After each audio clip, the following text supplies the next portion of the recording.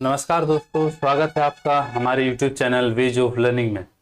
जैसा कि आपको पता है, हमने अपना बायोलॉजी का एक चैप्टर कंप्लीट कर लिया। अगर आपने वो वीडियो नहीं देखा है तो वीडियो का लिंक डिस्क्रिप्शन में है, आप जाके उसे चेक कर लीजिए। तो आज हम स्टार्ट करने वाले हैं हमारा फिजिक्स का पहला चैप्टर। आज हम स्टार्ट करेंगे। फिजिक्स में क्या क्या हमें पढ़ना है, पहले वो देख लेते हैं कि हमारा सिलेबस आखिर क्या है। तो देखिए, फिजिक्स में हमें पढ़ना है, पहला चैप्टर हम लोग स्टार्ट करेंगे मात्रक, बीमा, सदिश राशि और अदिश राशि, गति और वेग, प्रक्षेप्य गति, उत्तोलक, न्यूटन के गति के नियम और घर्षण, कार्य शक्ति ऊर्जा, गुरुत्वाकर्षण, वृत्तीय गति और रैखिक गति, सरल आवर्त गति, पदार्थ के सामान्य गुण, उष्मा और ताप, तरंग और ध्वनि, प्रकाश, विद्युत, चुंबकत्व, आधुनिक भौतिकी, विविध और कुछ इंपॉर्टेंट फॉर्मूलास। इंग्लिश में बात करें तो ये होगा हमारा यूनिट एंड डायमेंशन, ये स्केलर एंड वेक्टर क्वांटिटी, आपका स्पीड एंड वेलोसिटी, प्रक्षेप्य गति यानी कि आपका प्रोजेक्टाइल मोशन, उत्तोलक लीवर के बारे में हम लोग पढ़ेंगे, अलग अलग लीवर्स के बारे में, न्यूटन के गति के नियम यानी कि न्यूटन्स लॉ ऑफ मोशन और फ्रिक्शन के बारे में पढ़ेंगे, कार्य शक्ति ऊर्जा यानी कि work power energy, gravitation, then वृत्तीय गति यानी कि एंगुलर वेलोसिटी और रेखीय गति यानी कि लीनियर वेलोसिटी। उसके बाद हम लोग पढ़ेंगे सरल आवर्त गति यानी कि सिंपल हार्मोनिक मोशन, पदार्थ के सामान्य गुण यानी कि बोल सकते हैं हम लोग इसको पदार्थ के सामान्य गुण, नॉर्मल प्रॉपर्टीज ऑफ मैटर्स बोल सकते हैं। चलिए ठीक है। उसके बाद उष्मा और ताप यानी कि हीट एंड टेम्परेचर, तरंग वेव और ध्वनि, wave and sound, Prakash optics जो बहुत ही इंपॉर्टेंट एक चैप्टर है। उसके बाद इलेक्ट्रिसिटी, ये भी बहुत इंपॉर्टेंट चैप्टर है।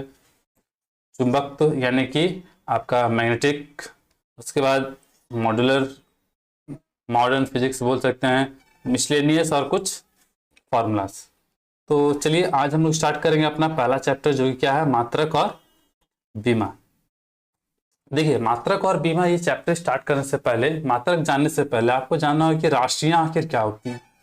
तो वैसी चीजें जिनको हम नाप सकें, कोई भी चीज आपके सामने, कोई भी चीज है, अगर आप उसे माप सकते हैं, उसे तोल सकते हैं, तो वो क्या कहलाएगी, राशि कहलाएगी। अब राशि भी दो तरह की होती है, एक तो होती है फिजिकल क्वांटिटी यानी कि भौतिक राशि। तो वैसी राशियां जो फिजिक्स के नियमों का पालन करें वो क्या कहलाएगी, भौतिक राशि। जैसे अगर हम एग्जाम्पल लेते हैं, एक है टेम्परेचर, टेम्परेचर यानी कि तापमान, ठीक है। Velocity, as.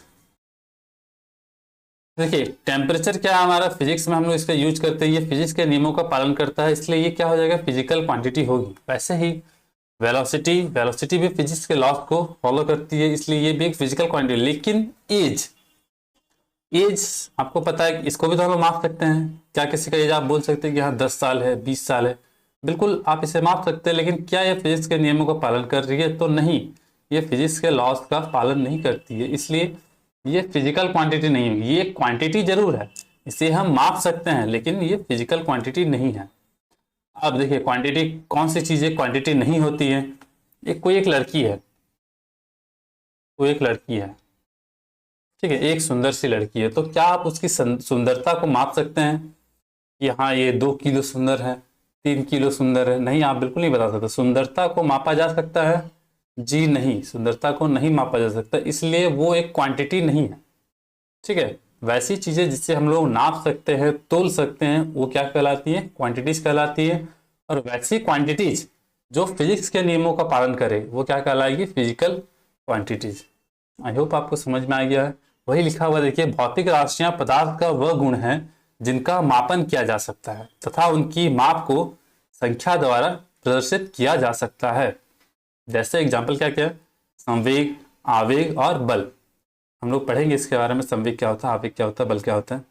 चलिए, अब जब आपको पता चल गया भौतिक राशियां क्या होती है, तो भौतिक राशियां जैसे टेम्परेचर, वेलोसिटी, संवेग, आवेग, बल, ये सब क्या होती है, हमारी भौतिक राशियां होती है। अब जानते हैं हम लोग मात्रक क्या होता है। आखिर मात्रक जो हम लोग चैप्टर स्टार्ट कर रहे हैं, मात्रक और बीमा। मात्रक क्या होता है, बीमा क्या होता है, यानी कि यूनिट क्या होता है, डायमेंशन क्या होता है।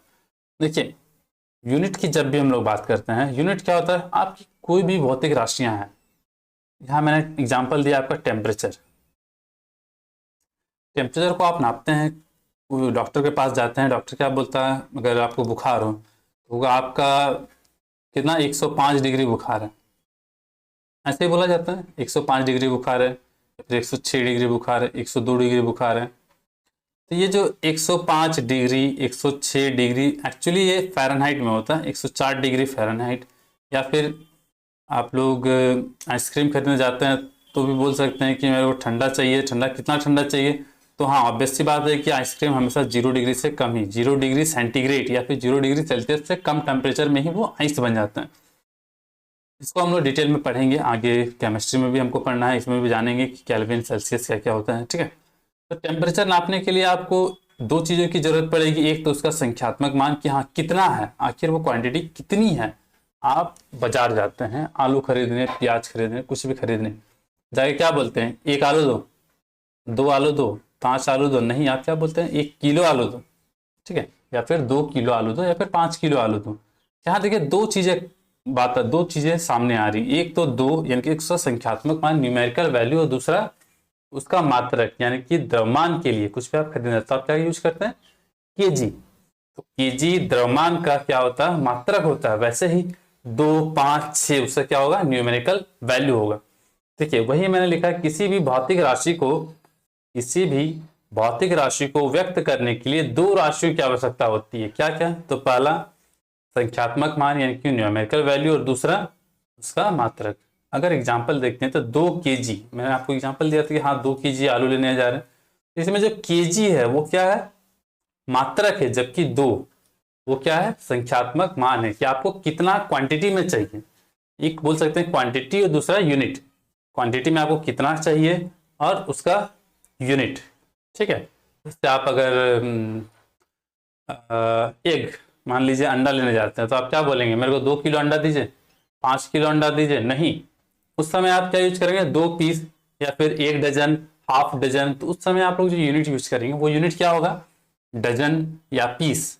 लेकिन यहाँ पे जैसे आलू खरीदने जाते हैं, चावल खरीदने जाते हैं, ग्राम, किलोग्राम, पाउंड यही बोलते हैं। पाउंड यहाँ पे यूज नहीं होता है। केक जब खरीदना है, केक के लिए बोलते हैं ना 1 पाउंड का केक, 2 पाउंड का केक। हम लोग इसको पढ़ने वाले आगे कि हाँ पाउंड कहाँ यूज होता है। चलिए, आई होप कि आपको यहाँ तक समझ में आ गया हो कि मात्रक क्या होता है, मात्रक का यूज क्या होता है, मात्रक हम लोग कहाँ यूज करते हैं। कोई भी चीज को मापने के लिए हमें दो चीजों की आवश्यकता होती है, एक संख्यात्मक मान और दूसरा उसका यूनिट यानी कि उसका मात्रक। चलिए अब आगे बढ़ते हैं। देखिए, मापन या मात्रक की पद्धतियों के बारे में जानना हमारे लिए बहुत जरूरी है कि हाँ आखिर ये मात्रक आया कहाँ से। ये पहले क्या हम लोग हमेशा से आज जो यूज कर रहे हैं वो हमेशा यूज करते थे, या फिर पहले कुछ और था आज कुछ और है। तो पुरानी बातों को जानना भी हमारे लिए बहुत जरूरी है। देखिए, मापन की मुख्यतः 3 पद्धतियां होती हैं। ठीक है, मापन की मुख्यतः 3 पद्धतियां थी। ठीक है, क्या क्या थी, एक था सीजीएस, दूसरा क्या था एफपीएस, और तीसरा क्या था एमकेएस। ठीक है, देखिए सीजीएस क्या है, एफपीएस क्या है, एमकेएस क्या है। इसे जानने के लिए पहले आपको ये समझना होगा कि आखिर ये चीज है क्या।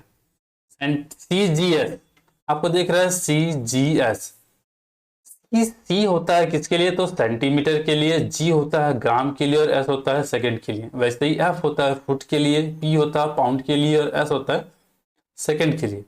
एम होता है मीटर के लिए, के किलोग्राम, और एस सेकंड। आपको दिख रहा है ये जितने भी राशियां ऊपर जो फर्स्ट वाली है, सेंटीमीटर हो गया, फुट हो गया, या मीटर हो गया, ये किसको व्यक्त करती है, तो ये लेंथ यानी कि लंबाई को दर्शाती है।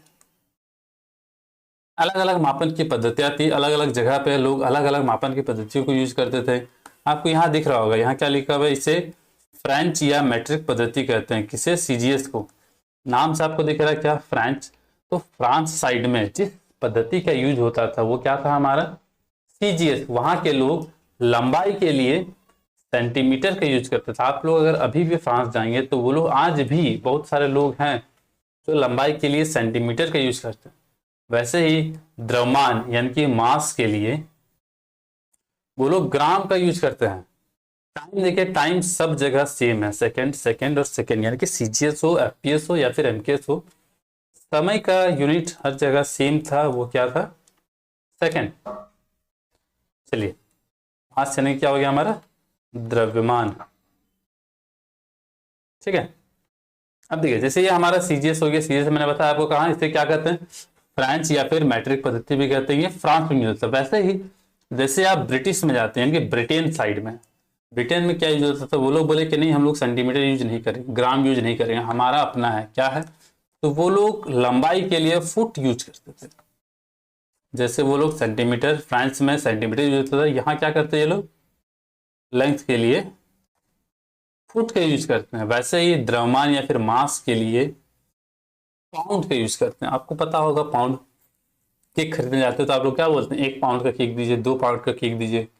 ये क्या है, हमारा एफपीएस यूनिट मेजरमेंट बोल सकते हैं, मापन पद्धति है एक, मेजरमेंट के लिए एफपीएस का यूज करते हैं हम लोग कभी भी जब हम लोग केक खरीदने जाते हैं, ठीक है।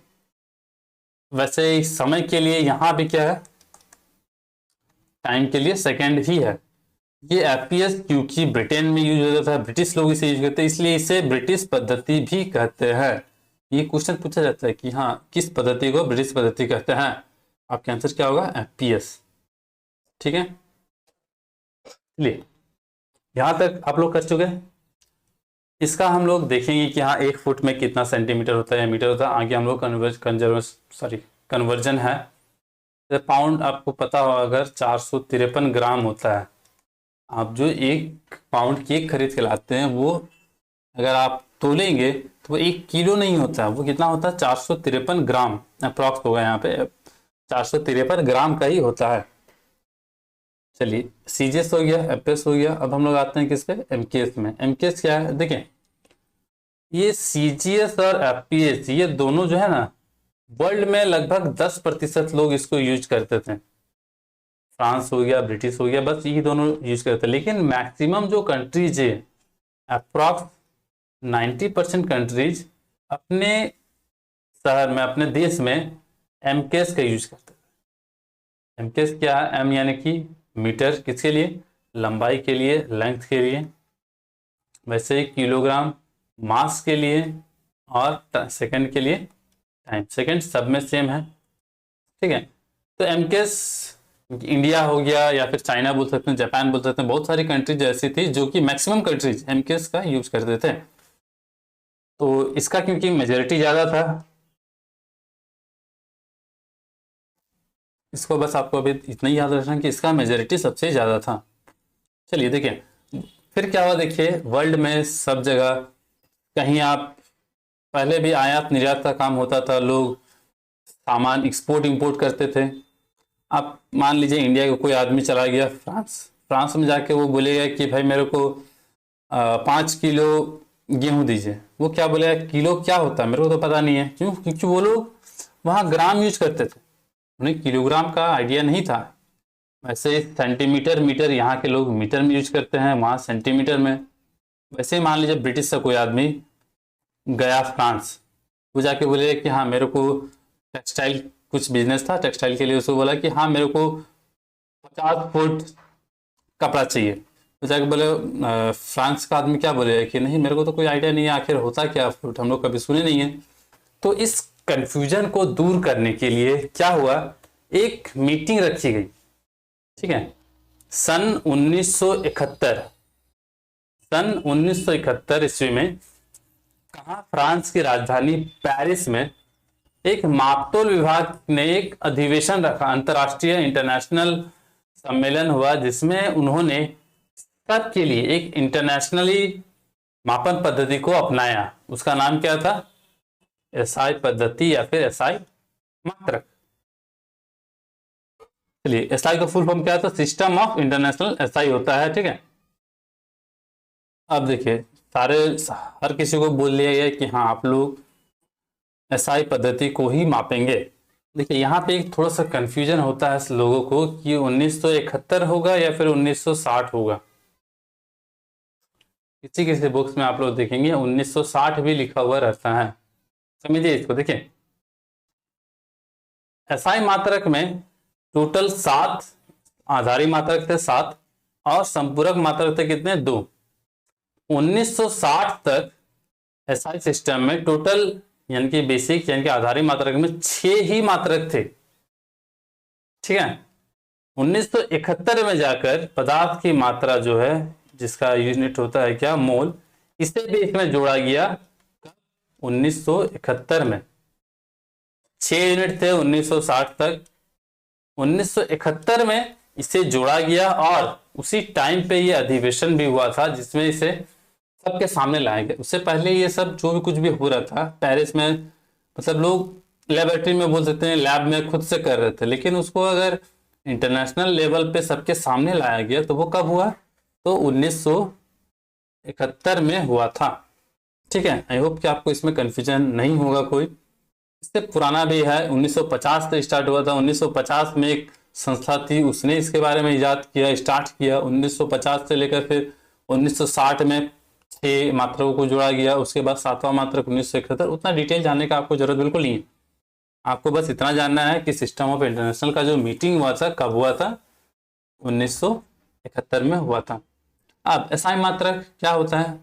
एसआई मात्रक देखिए एक ऐसा मात्रक बनाया गया जो कि लोग इंटरनेशनली यूज करें, यानी कि हर कोई आयात निर्यात करने में, इंपोर्ट एक्सपोर्ट करने में जो इस गैप हो रहा था, आपका मात्रक का जो गैप हो रहा था उसको फुलफिल करने के लिए क्या बोला गया कि आप सब कोई जितने भी कंट्रीज हैं वो लोग एसआई सिस्टम को ही मानेंगे। ठीक है, अब एसआई सिस्टम में जब आते हैं, एसआई सिस्टम क्या होता है? देखिए एसआई सिस्टम में मुख्यतः 7 आधारी मात्रकों को जोड़ा गया और 2 संपूरक मात्रक। अभी तक हमने जितना भी पढ़ा यानी कि सीजीएस, एफपीएस और एमकेएस, इसमें क्या क्या था? एक लंबाई, द्रव्यमान और समय। लेकिन समय के साथ साथ जो भौतिक राशियां हैं, भौतिक राशियां नई नई जुड़ी। क्या क्या जुड़ी देखें, लंबाई था, द्रव्यमान था, समय था। उसके बाद आया तापमान, इलेक्ट्रिसिटी, धारा, ज्योति तीव्रता और पदार्थ की मात्रा, समतल कोण, ठोस कोण। इनको भी सबके सामने लाया गया कि हाँ इसके लिए हम लोग इसका यूज करेंगे, कैसे उसको यूनिट, किस यूनिट से हम लोग मेजर करेंगे, किसे, तापमान को, करंट को, ल्यूमिनस इंटेंसिटी को। ये सब किस में आया? तो एसआई सिस्टम में हमारे सामने आया। चलिए अब जानते हैं कि एसआई मात्रक में कितने होते हैं? आधारी मात्रक 7 होते हैं। 7 आधारी मात्रक क्या क्या होते हैं? ये आपको दिख रहा है, लंबाई, द्रव्यमान, ये सब क्या है हमारी? ये सारी हमारी फिजिकल क्वांटिटीज है। ठीक है, हमने पढ़ा था फिजिकल क्वांटिटी क्या होती है, तो वैसी क्वांटिटीज जो फिजिक्स के लॉज को पालन कर। क्वांटिटी क्या होती है? तो वैसी चीजें जिसे हम लोग माप सकें। तो द्रव्यमान, लंबाई को हम माप सकते हैं, बिल्कुल माप सकते हैं। द्रव्यमान को माप सकते हैं, समय माप सकते हैं, टेम्परेचर, करंट, ल्यूमिनस इंटेंसिटी और पदार्थ की मात्रा, इन सब को हम माप सकते हैं। ठीक है, तो ये हमारी क्या है? फिजिकल क्वांटिटी है। अब आते हैं इनके मात्रक के बारे में। तो हाँ आपको पता है, मैंने आपको बोला था कि 90% लोग एमकेएस यूज करते थे। ठीक है, तो एमकेएस को आधार मानते हुए लंबाई, द्रव्यमान और समय के लिए मीटर, किलोग्राम और सेकंड को ही मूल मात्रक या फिर आधारी मात्रक, इसे क्या कहते हैं? मूल मात्रक भी कहते हैं। याद रखिएगा, क्वेश्चन आता है मूल मात्रक। ठीक है, तो मूल मात्रक, मूल आधार मान के किसे? एमकेएस को आधार मानकर इसे बनाया गया। अब देखिए मीटर था, केल्विन था, सेकंड, मीटर, किलोग्राम और सेकंड था हमारे पास। उसके बाद आया क्या?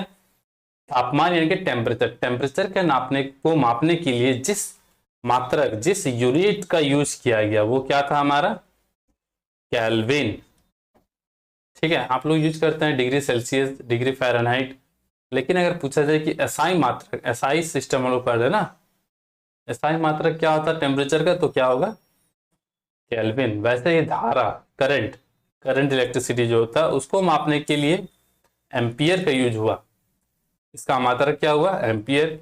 ज्योति तीव्रता यानी कि ल्यूमिनस इंटेंसिटी, कोई भी बल्ब हो गया, सन हो गया, जो कि प्रकाश देती है हमें, उस प्रकाश की मात्रा को मापने के लिए जिस मात्रक का यूज हुआ वो क्या था हमारा? कैंडेला।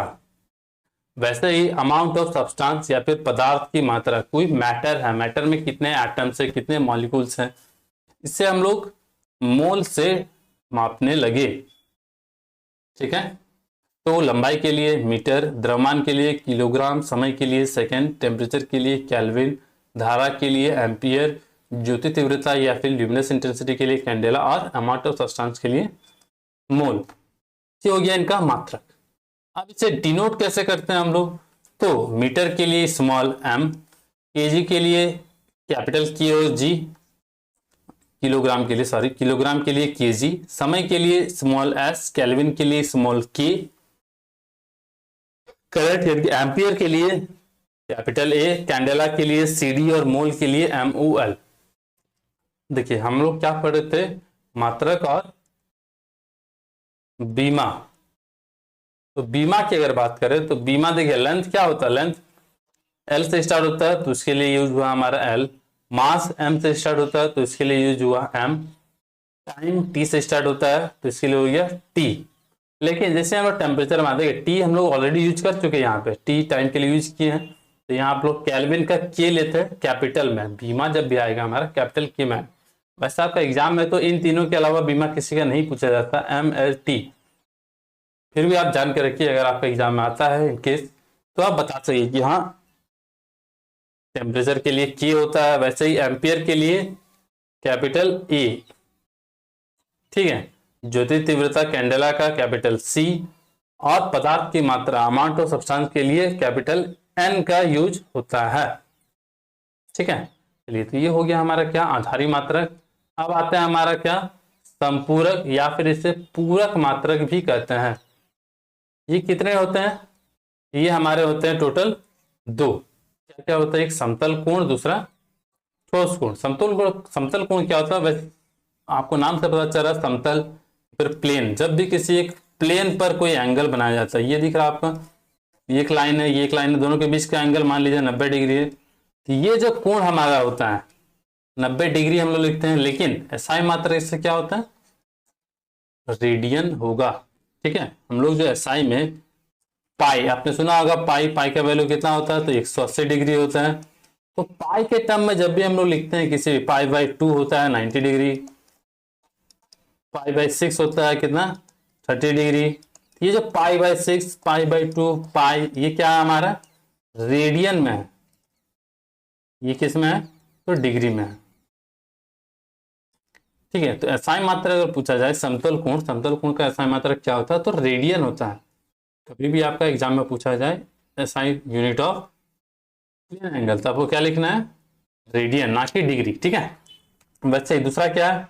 ठोस कोण यानी कि सॉलिड एंगल। जैसे हमारा प्लेन एंगल क्या था? एक पर्टिकुलर प्लेन पे था। वैसे ही जब हम लोग 3 डायमेंशनल में आते हैं, एक शंकु है मान लीजिए, ये शंकु है, शंकु इस तरह का होता है। तो यहाँ पे कौन सा एंगल बन रहा है? किस एंगल से वो ऐसे बड़ा होते जा रहा है? ऊपर पिन पॉइंट होता है, ऊपर से बड़ा होके नीचे तक जा रहा है, तो वो कौन सा एंगल है?